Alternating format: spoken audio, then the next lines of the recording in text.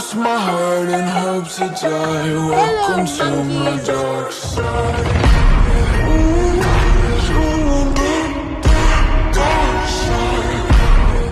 The scene switches back to the Grand Palace of the Omni King. An air of tension could be felt everywhere. The Omni King, sitting proudly on his throne, looked deep in thought. His eyes, usually sparkling with mischief, now seemed heavy, as if carrying the burden of a very old plan that was hanging by a thread. Daishinkan, came Zeno's voice, sounding young but filled with authority that demanded everyone's full attention. Even though the Grand Priest wasn't in the throne room, he heard Zeno's call clear as day. "You called, my lord," he whispered from far away, using his mind to speak before he disappeared and then reappeared, kneeling on one knee in front of the majestic Zeno. "The moment has arrived," the Omni King announced. "I am about to call upon Amuku from Universe 18. Everything I've planned depends on what he alone can do."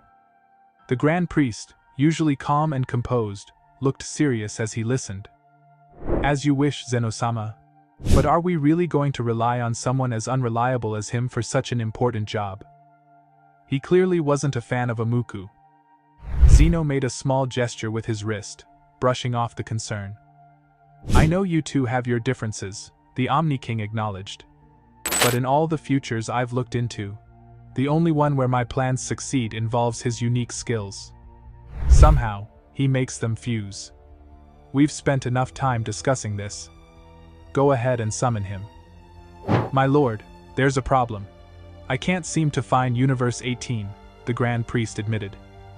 Even with his immense abilities, Universe 18 was hidden from him, shielded by a power even greater than his own, Zeno's." "Oh, I forgot," Zeno said with a chuckle. Then, with a graceful move, he floated before the Grand Priest and touched his forehead with 2 fingers, sharing the location directly into his mind. "Clever," said the Grand Priest, a rare smile flashing across his face. "I would expect no less from you, my lord." With a simple flick of his finger, the Daishinkan effortlessly conjured a portal to another dimension. It was like breathing to him. "This portal leads straight to Universe 18, my lord. They'll be here any second. I'm sure they've sensed my energy." No sooner had the portal stabilized than Amuku and his companions stepped through. Their arrival was like a storm breaking the calm, their presence overwhelming the room. Upon seeing the Omni King, they immediately knelt, showing their reverence in the manner of loyal subjects before their sovereign. "It's been ages, my lord." Amuku spoke, his voice a mix of awe and loyalty. "How long since I last had the honor of being in your majestic presence?" Amuku, known across the cosmos for developing Ultra Instinct, a technique even angels adopt, looked up at the Omni King with unshakable fidelity. Before the Omni King now knelt the 5 strongest beings known, a sight not witnessed for over 1,000,000 years. Their collective power caused ripples across the remaining 12 universes, unsettling the very balance of existence. Over in Universe 11, the fierce battle involving Jiren, Belmod, Topo, and Azazel came to an abrupt halt. They all sensed an overwhelming surge of power, a force so mighty it sent shivers down their spines, visible in the electrified sky and clouds. "What on earth is that?" Azazel exclaimed, never before feeling such a concentration of power. Belmod burst into laughter, an eerie sound amidst the tension. "It's them. Grand Zeno has summoned them." His laughter grew wilder, and he declared with ominous joy, "You're all doomed now." Jiren and Topo exchanged puzzled glances, clueless about Belmod's ramblings. Azazel, connected through a psychic link with his fellow demons, reached out urgently. Unlike Zalama, who lacked this telepathic bond due to not being a demon, Azazel needed answers. "Abaddon, what's happening? This power is immense. I'm worried about Master Zarama, especially since this force emerged close to where we last saw Zarama and the Sains."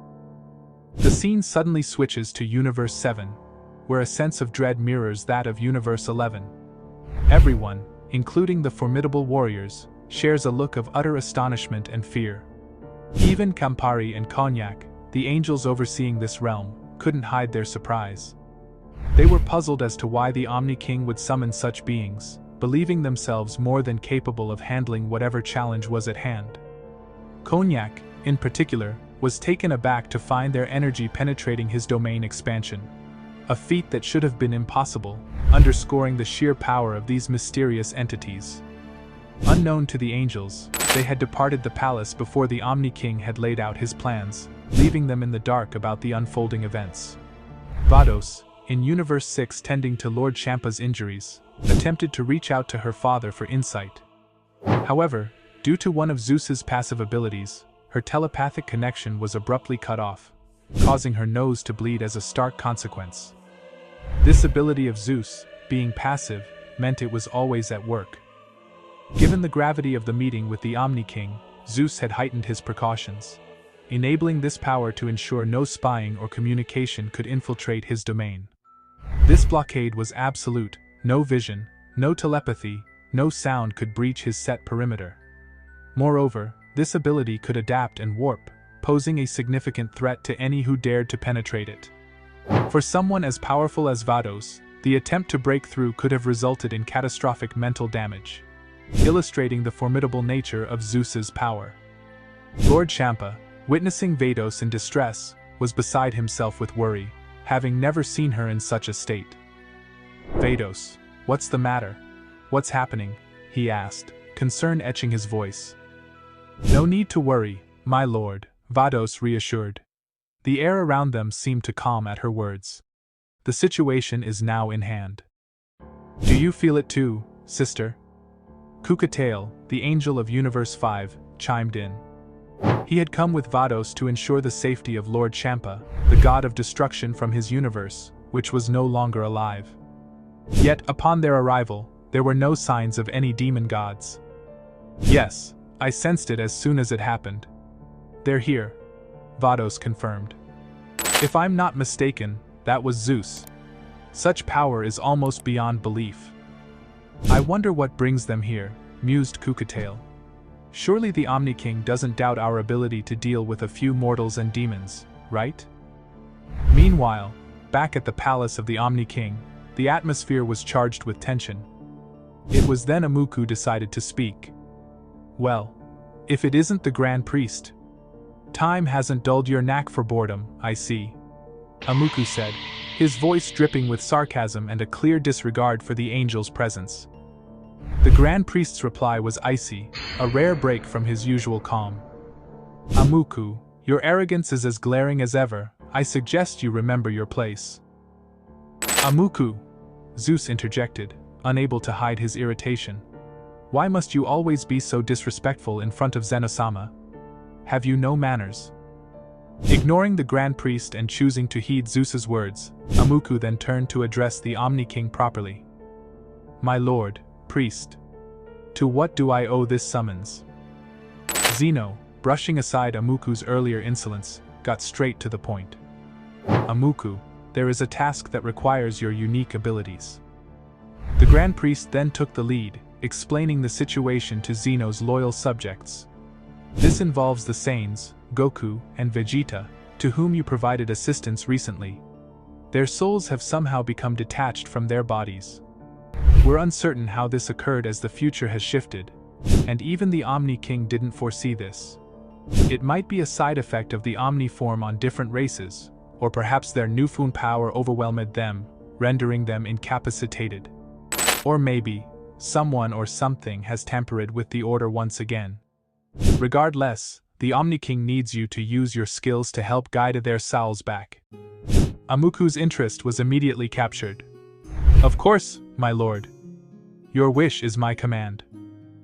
Amuku looked down at the two sane warriors lying motionless on the ground, their consciousness trapped in the echoes of time. Speaking to himself, he noted, "Even in a state close to death, their bodies emit a strong energy. These two are a force to be reckoned with." His thoughts then drifted to the other two Saiyans he recalled being with them, especially one who stood out prominently in his memory. Broly.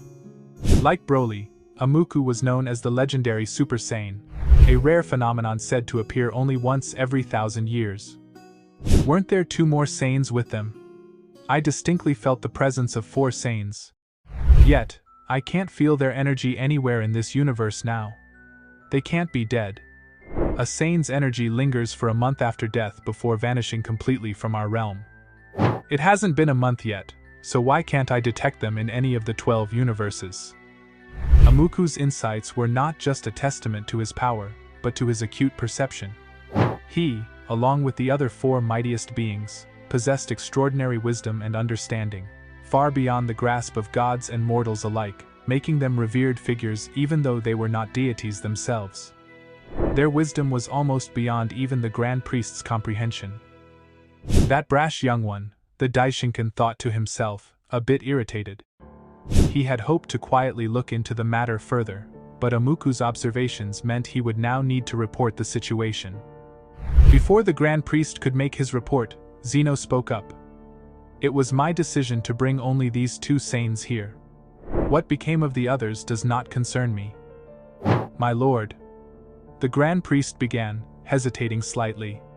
There was an incident. I thought it best not to trouble you with what seemed minor, so I took it upon myself to investigate. What happened? The Omni King asked, his tone turning serious. He had assumed retrieving Amuku would be straightforward for the Grand Priest. Even considering Zarama's strength, he shouldn't have been a match for the Grand Priest. Is what Amuku said accurate? Yes, my lord, it's true. Something, or rather, someone, intervened.